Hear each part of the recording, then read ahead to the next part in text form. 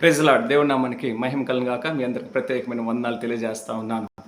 యోహాను సువార్త 12వ అధ్యాయం 24 వచనంలో ఉంటుందండి. గోధుమ గింజ ఒక్కటిగానే ఉంటుందంటండి. గోధుమ గింజ ఒక్కటిగానే అంటే భూమిలో వేయకపోతే సింగిల్గానే ఉంటుందంట. భూమిలో వేసిన తర్వాత అది బహుగా ఫలింపు చేస్తుందంటండి. చూడండి, అది చెట్టు అయిన తర్వాత ఇంచుమించుగా పిరికిడి గింజల పైగా వచ్చేస్తాయండి. ఒక గోధుమ గింజకి ఒక చెట్టు వేస్తే కనీసం పిరికిడి గింజల పైగా వచ్చేస్తాయండి. చూడండి, యేసు ప్రభు వారు కూడా ఈ లోకానికి ఒక్కడిగా వచ్చాడండి. ఒక్కడిగా వచ్చి ఫస్ట్ అపోస్తులు ఏమండి యేసు ప్రభు వారు ఆయన వచ్చి ఏమండి చూడండి, అనేకులు 12 మంది శిష్యులు లేవనెత్తాడు. 12 మంది ఏముంది 70 మంది 120 శిష్యులు లేవనెత్తాడండి. ఈ ప్రపంచాన్నే చూడండి ప్రేమతో జయించాడండి యేసు ప్రభు వారు. ఒక్కడిగా వచ్చి వేల మందిని రక్షణ మార్గం నడిపించాడండి. వేల మందిని కాదు, చాలా మంది రక్షణ. ఆయన ప్రపంచంలో క్రిస్టియన్స్ 66% ఉన్నట్టుగా లేఖనాలు తెలియజేస్తా ఉన్నాయండి. ఎంత గొప్ప ధన్యత అండి. అనేకమైన ఆశ్చర్య కార్యాలు, అద్భుత కార్యాలు, స్వస్థ కార్యాలండి. దేవుడు ఏమండి యేసుప్రభు ఒక్కడిగా వచ్చాడండి. పశువుల పాకలో జన్మించాడు. చూడండి, ఆయన చనిపోవటానికి కూడా స్థలం కూడా లేదంటండి. ఆయనకి అది అరిమత యేసు ఏమండి సమాధులు పండబెట్టారు.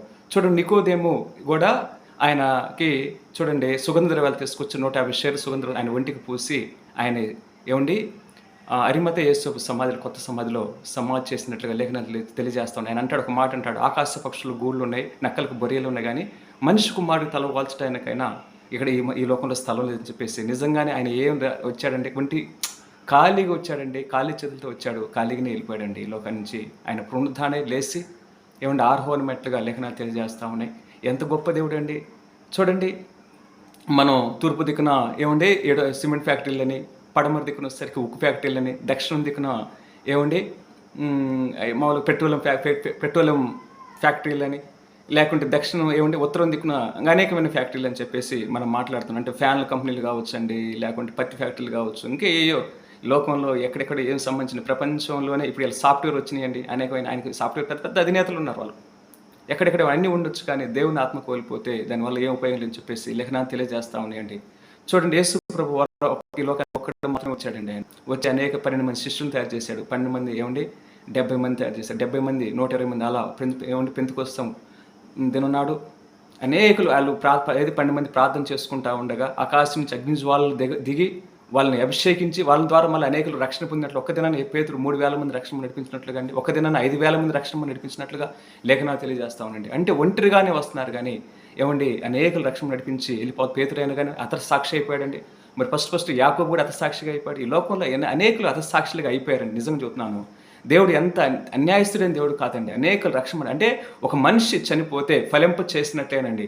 అంటే గోధుమ గింజ భూమిలో పడ్డ గోధుమ గింజ చనిపోతే ఫలింప చేసినప్పుడు ఏమండి మనిషి చనిపోతే ఫలింప చేయడా అంటే దేవుడు నమ్మిన వారు సాక్షులు అయితే వేల మంది లక్షల మందిని వాళ్ళ ఏమైనా ఇన్ఫ్లుయెన్స్ అంటే వాళ్ళ ప్రభావం వేరే వాళ్ళ మీద పడతా ఉందండి.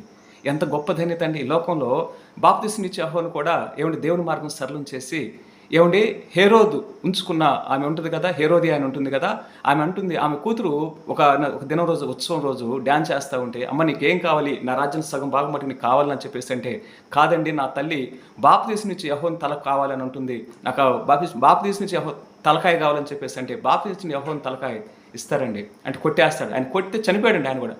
చూడండి, ఆయన చనిపోయిన తర్వాత ప్రభావం చూపలేదంటారా, ఇన్ఫ్లుయెన్స్ పడలేదంటారా, అనేకలు రక్షణ నడిపించబడి ఉంటారు గ్యారెంటీగా అండి. ఎంత గొప్ప ధన్యత అండి. అంటే ఈ లోకంలో ఒక మనిషి రూపంలో వచ్చి గోధుమ గింజ చనిపోతేనే బహుగా ఫలింపు చేస్తుంది. ఏదైనా గింజ భూమిలో వేస్తే అది టమాటా గింజ కావచ్చు, బంగాళదుంప గింజ కావచ్చు, ఏమండి ఒక చెట్టే, ఇప్పుడు సొరకాయ విత్తనం ఒక చెట్టే, ఒక విత్తనమే, కానీ 100-200 సొరకాయలు కాస్తుంది. మరి ఏదైనా ఒక చెట్టు విత్తనం చనిపోతే బహుగా ఫలింప చేస్తుంది ఆ తర్వాత కాలంలో. దేవుడు ఎంత గొప్పవాడండి.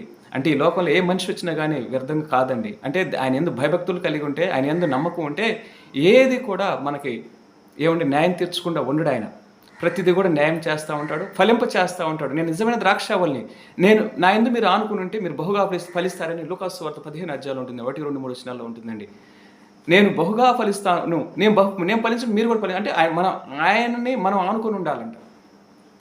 ఆయనని మనం ఆనుకొని ఉంటే మనం ఫలింప చేస్తాం, మనం బహుగా ఫలించబడతాం.